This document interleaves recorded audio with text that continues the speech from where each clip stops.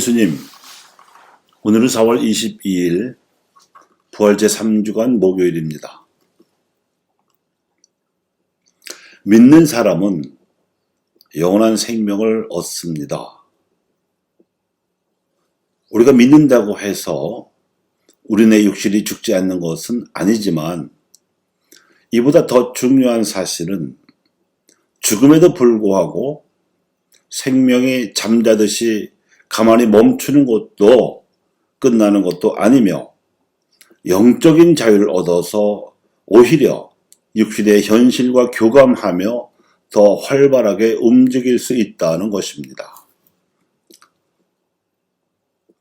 부활하의 예수님께서 영적인 몸으로 발현하신 후 보여주신 모습이야말로 제자들이 사도가 되어서 입증할 수 있는 모습이었는가 하면 믿는 이들도 그분의 성령으로 말미암으면 얼마든지 누릴 수 있는 영원한 생명의 현실이었습니다. 육신이 죽기 전에는 물론이고 육신이 죽은 다음에도 이 육신의 죽음이라는 변수와 상관없이 이를 초월하는 하느님의 영적인 권능으로 하느님의 뜻이 관철되고 그분의 영광이 이루어지며 그 안에서 우리의 구원도 성취될 수 있는 그야말로 본시 좋도록 창조하셨던 인간 생명이 원래의 모습을 되찾는 현실이었습니다. 예수님께서 가르치신 바 믿는 이들이 누릴 수 있다고 약속하신 영원한 생명의 현실을 가톨릭 교리에서는 부활한 육신의 현실에서 일어날 수 있는 네 가지 신기한 은혜, 즉 사기지은으로 풀이합니다. 즉 손상되지 않고 빛나며 빠르고 예민함입니다.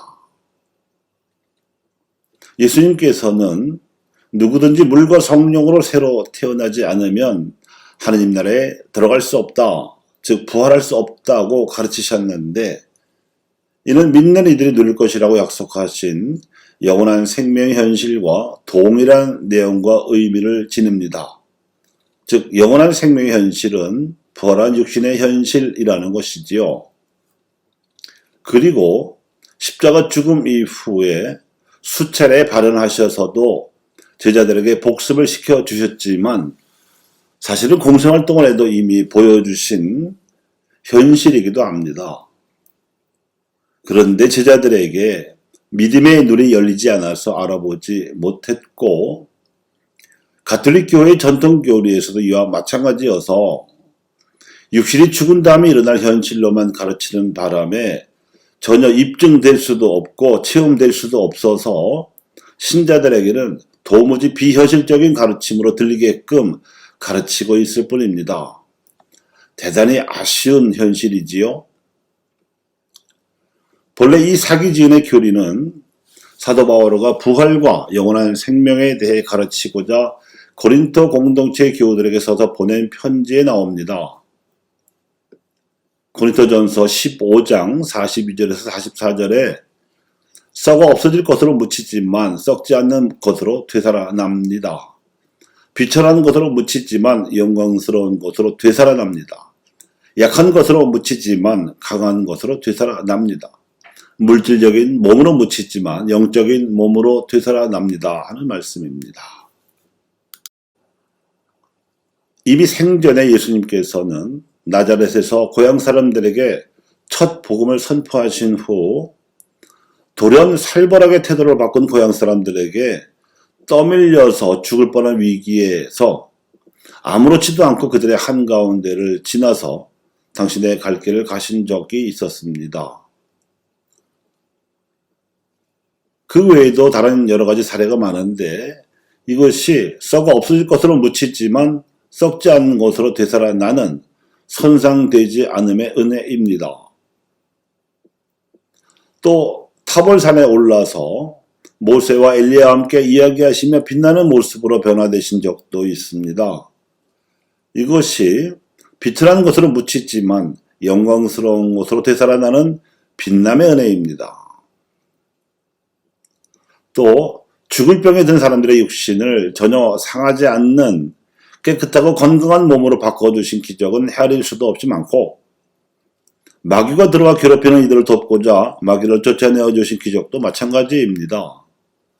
영적인 존재로서 육신의 질서를 다스리시는 모습인데, 육신의 모습을 뛰어넘어서 이곳 저곳에서 때로는 동산지기로, 때로는 나그네로, 혹은 어부의 모습으로, 때로는 동시에 여러 곳에 발현하신 모습 역시 약한 것으로 묻히지만 강한 것으로 되살아나는 빠름의 은혜입니다.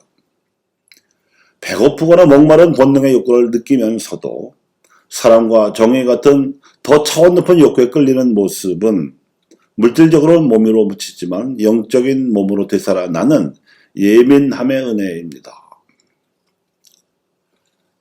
대단히 아쉽게도 전통적인 교리에서는 이 사기 지은을 죽은 다음에 부활한 성인의 육신이 지니는 네 가지 특성으로, 그래서 도무지 우리는 체험해 볼 수도 증명해 줄 수도 없는 특성으로 소개하고 있습니다만, 방금 말씀드린 것과 같이 예수님께서는 공생활 동안 살아계시면서도 자유자재로 사기 지은을 누리셨고, 부활하셔서는 더욱 활발하게 누리셨을 뿐만 아니라 당신을 믿는 사도들에게도 같은 은혜를 나누어 주셨습니다. 믿음이 있다면, 성령을 받는다면 우리 믿는 이들도 똑같이 누릴 수 있는 은혜라는 뜻입니다.